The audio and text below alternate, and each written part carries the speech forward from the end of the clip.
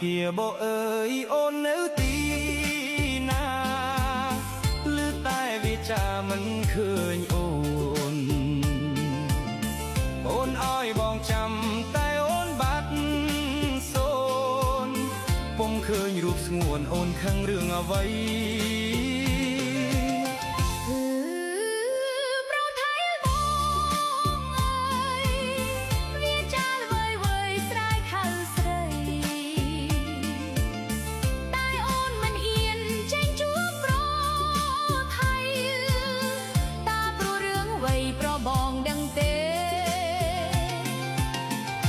ស្ពានអើយស្ពានវែ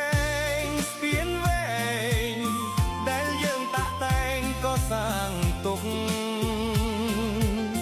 យើងនាំគ្នាឆ្លងជ្រកក្រោមលុបសុខស្ពានយើងសាងទុកជាស្ពាននិស្ស័យខ្លួនអូនជាមនុស្សដូចគ្មានស្រ